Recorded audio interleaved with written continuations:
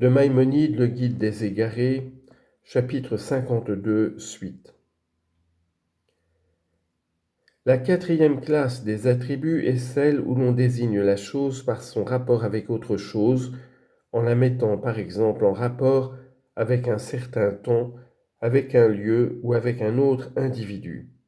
Comme par exemple lorsqu'on désigne Zaïd en disant qu'il est père d'un tel, ou associé d'un tel, ou habitant de tel endroit, ou celui qui existait dans tel temps. Ce genre d'attribut n'implique ni multiplicité ni changement dans l'essence du sujet, car ce Zaïd en question est en même temps associé de Ammar, père de Bakr, maître de Khalid, ami de l'autre Zaïd, habitant de telle maison, et celui qui est né dans telle année. Ces idées de rapport ne sont ni son essence, ni comme les qualités quelque chose dans son essence, et il paraît au premier abord qu'on pourrait prêter à Dieu ce genre d'attribut. Cependant, en vérifiant la chose et en l'examinant avec soin, il sera clair que cela ne se peut pas. D'abord, il est évident que Dieu n'est pas en rapport avec le temps et l'espace, car le temps est un accident qui compète au mouvement, lorsque dans celui-ci on envisage l'idée d'antériorité et de postériorité, de sorte qu'il est nombré par le temps, comme cela est expliqué dans les endroits particulièrement consacrés à ce sujet. Or, le mouvement étant ce qui compète au corps, et Dieu n'étant point un corps, il s'ensuit qu'il n'y a pas de rapport entre lui et le temps. De même, il n'y a pas de rapport entre lui et l'espace.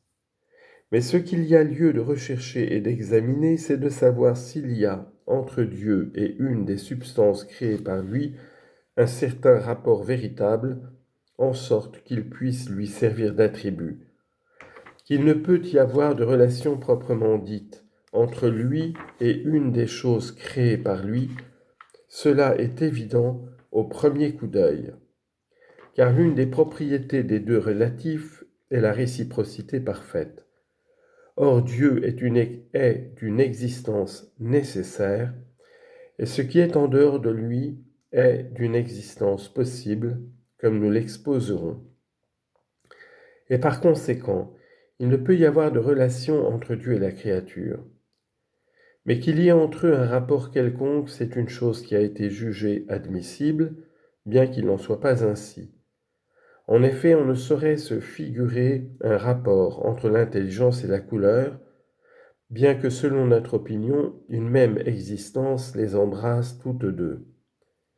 Et comment donc pourrait-on se figurer un rapport entre deux êtres dont l'un n'a absolument rien de commun avec ce qui est en dehors de lui? Car selon nous, ce n'est que par simple homonymie que le mot exister se dit en même temps de Dieu et de ce qui est en dehors de lui.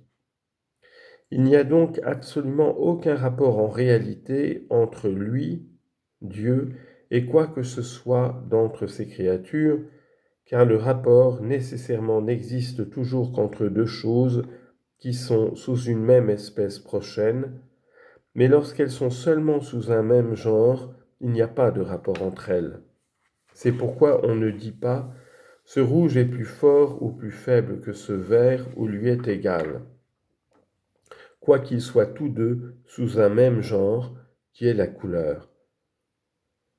Que si les deux choses se trouvent sous deux genres, alors il est clair, même pour le simple sens commun, qu'il n'y a pas de rapport entre elles, quand même elles remonteraient à un seul genre supérieur. Ainsi, par exemple, il n'y a pas de rapport entre 100 coudées et la chaleur du poivre, car l'une des deux choses est du genre de la qualité, tandis que l'autre est de celui de la quantité.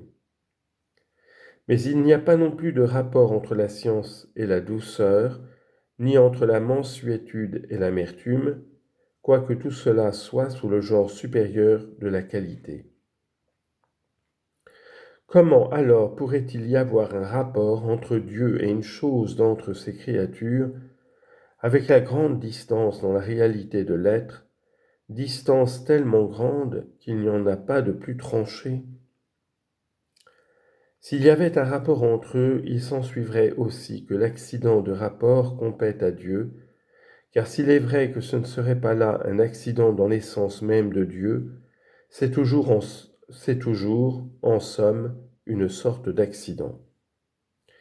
Il n'y a donc en réalité aucun moyen de donner à Dieu un attribut affirmatif, fût-ce même en le qualifiant par un rapport, mais ces attributs de rapport sont ceux qu'on doit se montrer plus faciles à admettre à l'égard de Dieu, car ils n'impliquent point de multiplicité dans l'être éternel, et ils n'impliquent pas non plus de changement dans l'essence de Dieu, par suite du changement des choses avec lesquelles il est mis en rapport. La cinquième classe des attributs affirmatifs est celle où la chose a pour attribut son action.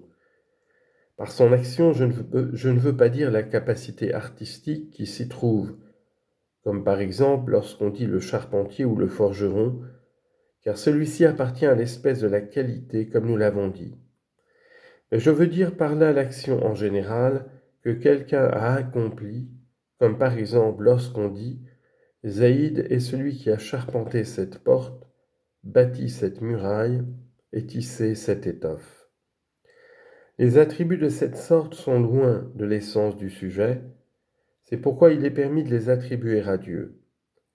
Pourvu qu'on sache bien que ces actions diverses n'émanent pas nécessairement de conditions diverses existant dans l'essence de leur auteur, comme on l'exposera. Au contraire, les actions diverses de Dieu se font toutes par son essence même, et non par quelque chose qui y serait joint, ainsi que nous l'avons déclaré. En résumé donc, on a exposé dans ce chapitre que Dieu est un de tous les côtés, qu'il n'y a en lui point de multiplicité, ni rien qui soit joint à l'essence, et que les nombreux attributs de sens divers employés dans les livres sacrés pour désigner Dieu indiquent la multiplicité de ses actions, et non pas une multiplicité dans son essence. Quelques-uns sont employés pour indiquer sa perfection par rapport à ce que nous croyons être une perfection, ainsi que nous l'avons exposé. Quant à savoir s'il est possible que l'essence une et simple, dans laquelle il n'y a point de multiplicité, accomplisse des actions variées, c'est ce qui va être exposé par des exemples.